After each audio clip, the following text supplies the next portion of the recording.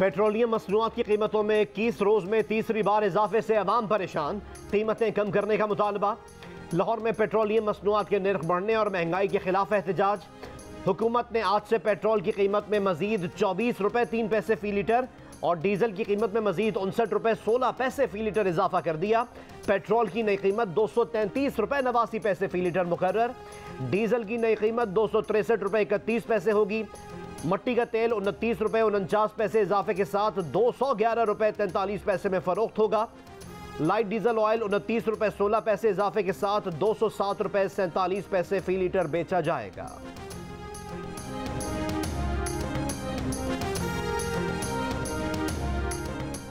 वजीर आजम शहबाज शरीफ ने कहा है कि ईंधन की कीमतों में इजाफे के असरात से वो बखूबी आगाह है।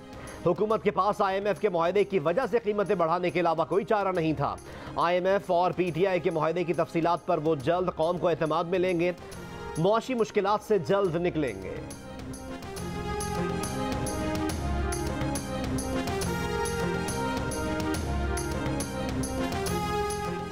तहरीक इंसाफ के रहनुमा असद उमर का कहना है कि डाकू रात की तारीकी में घर में दाखिल होकर डाका डालते हैं। डाकुओं की तरह यह हुकूमत रात की तारीकी में आवाम की जेब पर पेट्रोल और डीजल की कीमतों का डाका डालती है।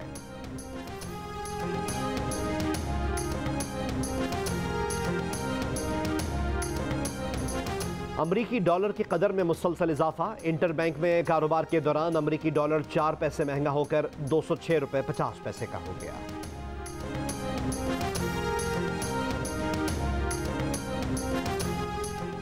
कराची से लाहौर जाकर पसंद की शादी करने वाली दुआ जहरा अपनी मर्जी से पंजाब गई। निकाह सिंध में नहीं पंजाब में हुआ है।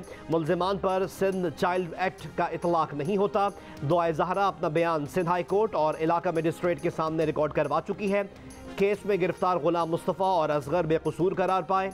पुलिस ने केस का चालान अदालत में पेश कर दिया, जिसके मुताबिक पुलिस ने दुआ जहरा अगवा केस C क्लास कर दिया है।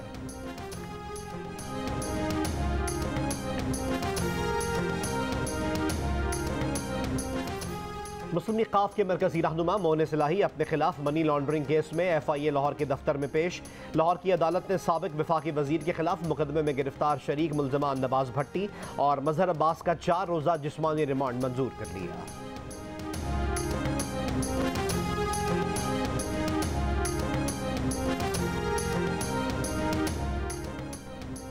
ऐवान इकबाल में पंजाब असम्बली के बजट इजलास की सदारत पर डिप्टी स्पीकर दोस्त मजारी की नाअहली का रेफरेंस स्पीकर पंजाब असम्बली को भेज दिया गया। रेफरेंस PTI के अरकान असम्बली शुजात नवाज और मोहम्मद रिजवान ने दायर किया। रेफरेंस की कॉपी इलेक्शन कमीशन को भी भेजी गई है। तहरीक इंसाफ भी दोस्त मजारी के खिलाफ रेफरेंस आज दायर करेगी।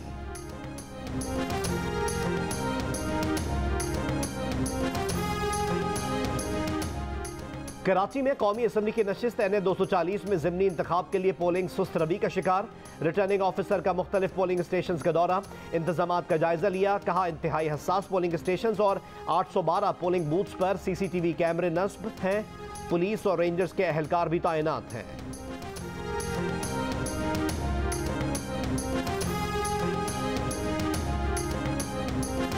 सिंध के दरियाओं में पानी की किल्लत बरकरार। नवाबशाह में नहरी पानी की किल्लत से नहरों के आखिरी हिस्से पर कपास, गन्ना और सब्जियों की फसल सूखने लगी, किसान परेशान।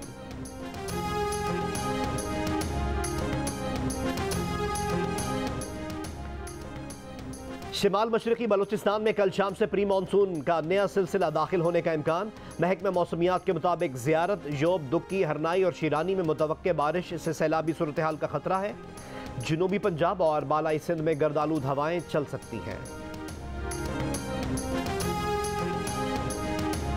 भारत, इसराइल, अमरीका और मुत्तहिदा अरब इमारात का नया इत्तेहाद I2U2 कायम। अमरीकी सदर जो बाइडन आइंदा माह 12 से 16 जुलाई तक मगरबी एशिया का दौरा करेंगे। चारों ममालिक के सरबराह कॉन्फ्रेंस में शरीक होंगे। दौरे सऊदी अरब में ऑयल प्रोडक्शन एजेंडे पर बात होगी।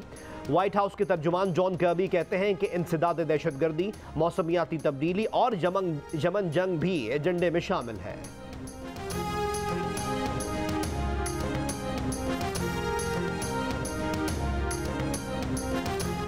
उर्दू के नामवर नक्काद डॉक्टर गोपीचंद नारंग अमेरिका में वफात पा गए। उनकी उम्र 91 साल थी। गोपीचंद नारंग 11 फरवरी 1931 को बलोचिस्तान के इलाके दुक्की में पैदा हुए थे। उर्दू तनकीद में साख्तियात और उसलूबियात की बहसों की इब्तिदा की।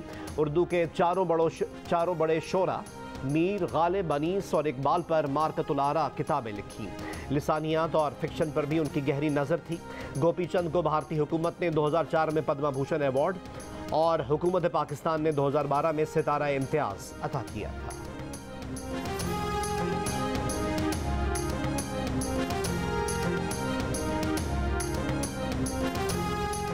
और समुद्री कछुओं की हालत जार का शऊर उजागर करने का दिन। हर साल तकरीबन 8 टन प्लास्टिक समंदरों में फेंका जाता है।